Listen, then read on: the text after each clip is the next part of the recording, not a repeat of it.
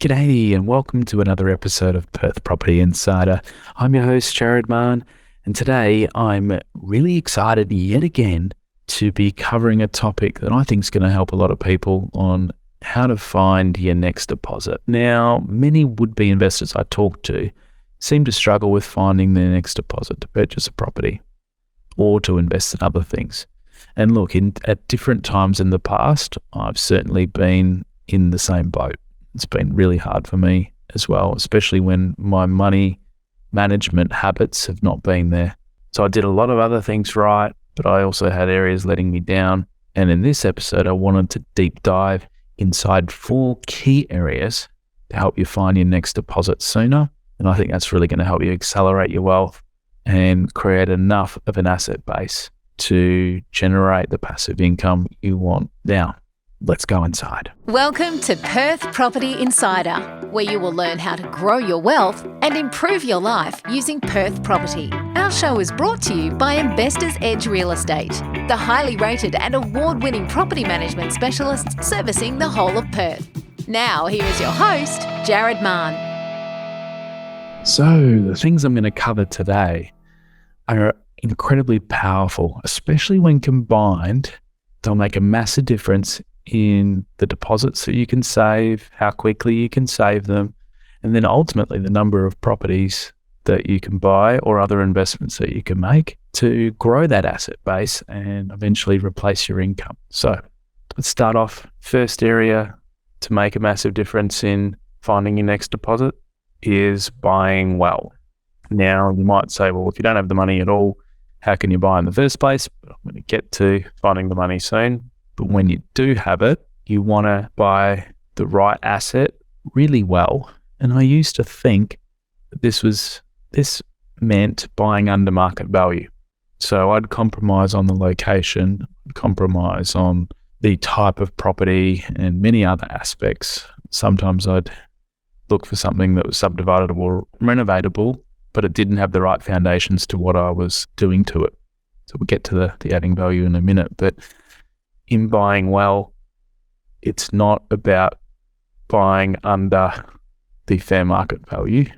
That will certainly help, don't get me wrong, but it's far better to pay a fair price for a quality asset than a cheap price for a poor asset. Now, what you're very much looking for here is the right timing in the market, the right location, the right area within that location, and then the right property.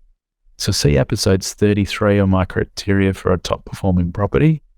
And also take a listen to episode 20 again on buying well in our hot market. If you buy well, you set yourself up to get this deposit back quicker because the market's going to do the heavy lifting. It's always going to be in demand. You're not going to have sharp price drops affecting your valuations at other points in the future. You're going to have a more steady profile of growth. It's more reliable, it's compounding away, and before you know it, you're able to get back your initial deposit that you've put in and reuse it again to buy into another property or into another asset. Check out those episodes. Think about buying well more in terms of the asset selection, not so much buying cheaply. Now, the second thing we can do to find our next deposit as we go is to add value. And I just mentioned it a minute ago. So I use these strategies heavily to not rely on the market, and Cosmetic Renovation was my favorite one. I'd check out episode 9 where I go deeply into that, and also consider Subdivision episode 6, 21 and 22 with Jay that we did. That's a real great starting point looking into those strategies.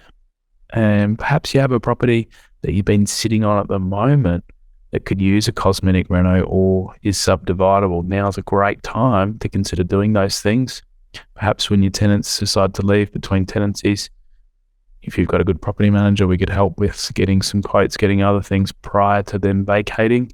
If it's a much bigger renovation, you could appoint a renovation project manager like a Kelly Dobby that we had on to one of our last episodes on transformational renovations. Listen to that episode as well with all the tips in there, and really look at how you can add this value to either an existing property or straight off the bat when you buy a new property. So that if you're adding 10% value, 15% of value over and above what you're spending, then you're another step closer to getting your initial deposit back out to go again. Now, the third way of finding your next deposit, and this may seem obvious, but it isn't to a lot of people that I see, is to check in on your values every 6 to 12 months. So take the appraisal price range that a sales agent gives you, and I'm more than happy to give you an appraisal anywhere in Perth, and then ask the agent if they can best support the top end of the range that they've given you. Now, that's not necessarily to say that you're going to get that from the market, definitely, but if you can support the appraisal at the top end of the range and, put forward your strongest expectation of price to the bank, use that evidence to support a higher valuation, you will be very surprised because you'll start getting your valuations coming back a lot higher and hopefully at the top of the range that the property could be worth. And let's say that you've got a $400,000 property, the valuation might be, say, 380 to 420. Now, if the banks are always valuing it at 380 and you're able to support a 420 valuation, you've immediately found an extra 10% that you can potentially revalue and refinance out. So combine that with some adding value, combine that with buying well in the first place, and all of a sudden we could be much greater than 20% in our potential to pull out of the property and able to pull out not just your deposit that you've put in, but potentially more than what you've put in to really accelerate your next purchase. So fourth reason, and I'm going to spend the most amount of time on this one, and I wanted to conceal this tip within the whole episode because if I did a single standalone episode on it, some people might not listen to this because I was guilty myself of doing all of the three above, but I never focused on becoming a great money manager. And regardless of the size of your income, you have to get control and good money habits or you're never going to be wealthy. Now, that much is certain to me now. Every wealthy person has control of their money and good money habits. And I only learned tighter control of my money out of necessity.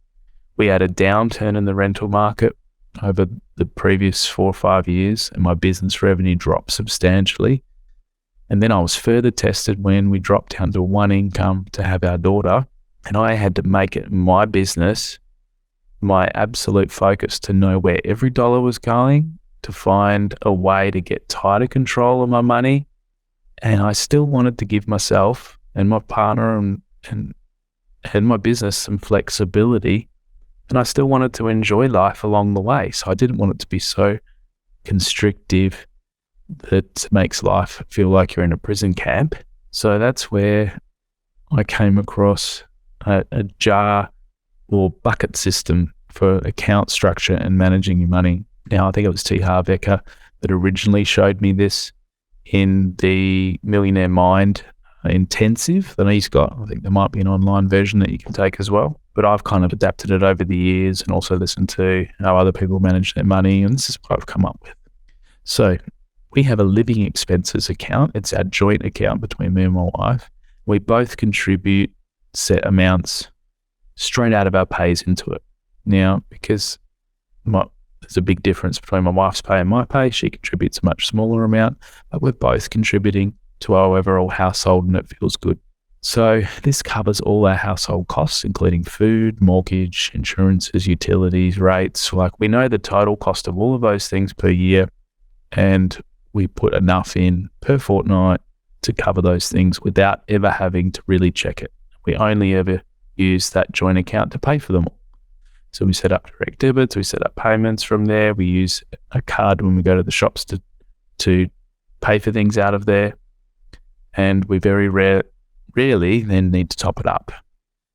It's only occasionally when a bunch of expenses might fall together, we put a bit of money in, but sometimes we get a build up of money in there and we can transfer some out.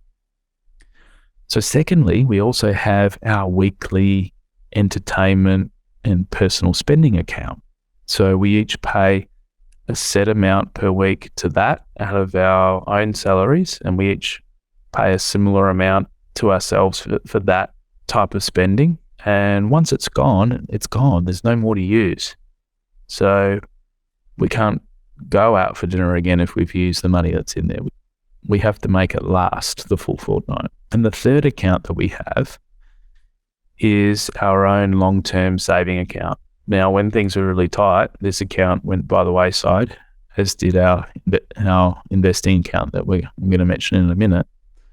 But the saving account's really important because you need a separate bucket, a separate jar, if you will, to save up money for larger stuff. And you have to do it gradually over the longer term.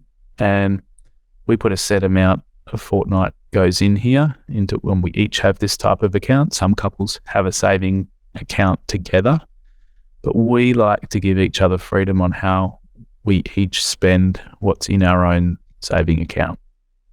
So when we go on things like holidays, we jointly contribute from our own saving accounts to it. When we do home upgrades, if one person really wants the upgrade, the other doesn't, well, they can use their money to do it, or we jointly contribute if we really are passionate about doing it together. So we have joint money, but we also have separate money, and it gives us both our freedoms to do things with it that we want and that we value. Karina pays for a lot of things for our daughter that, are not really needed. But then again, I pay for a lot of other things that I think are needed. So we each have different desires and different things we want to spend our money on. And that freedom's really great. The rest from each of our salaries goes into our offset account then, where we save up the money while we're also saving on our loan interest. And when that gets large enough, we then go and invest it. So I know some people recommend putting all your money in the offset account and then just only taking out what you need for your living expenses and your entertainment and your savings. But I find that you never really get a set amount or a decent amount left over to build up that offset account. So I find you need to separate the amounts out.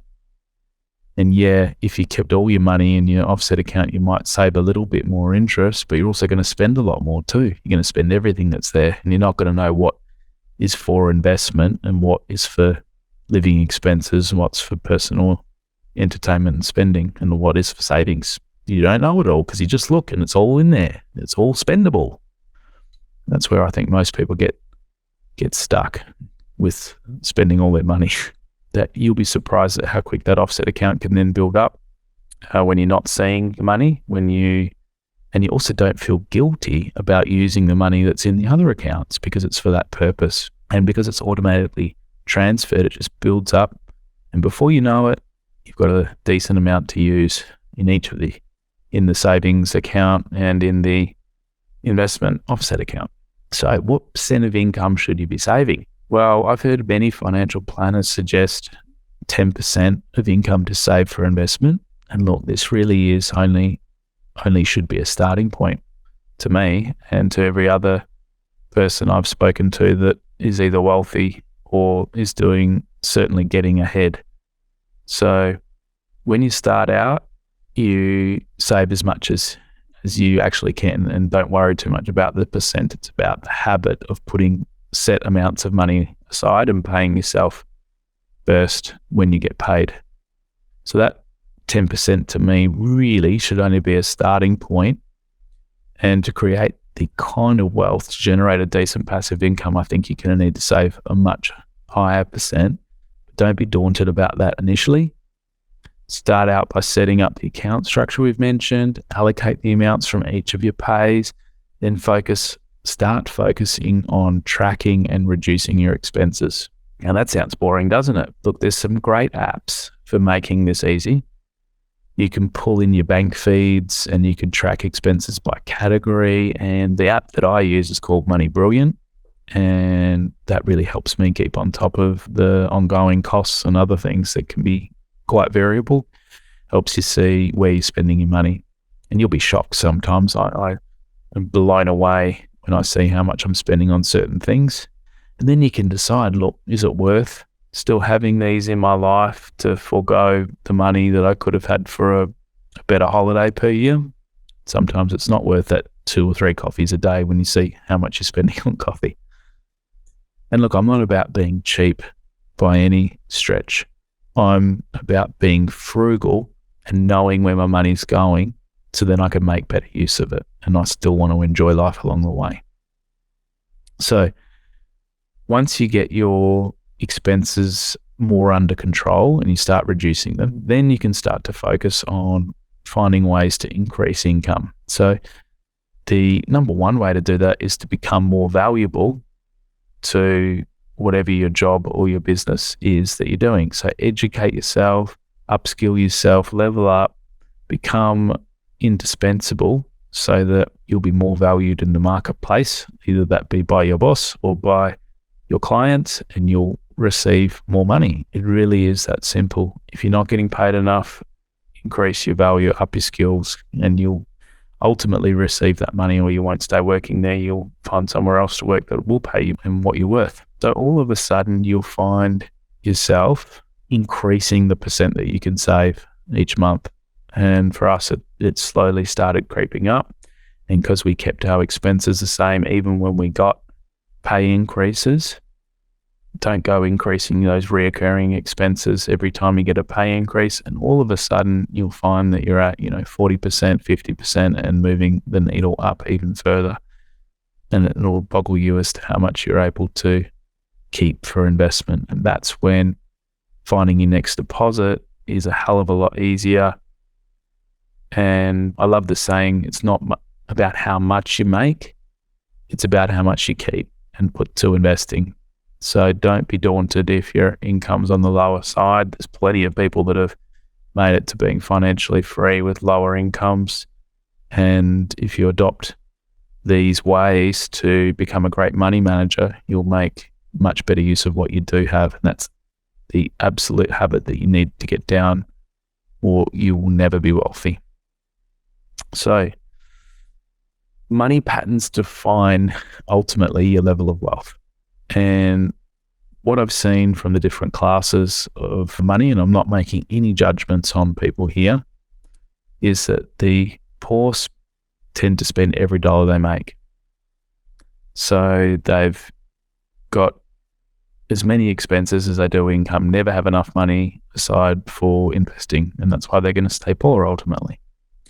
The middle class often have good credit, so they can actually spend more than they make on things that mostly go down in value.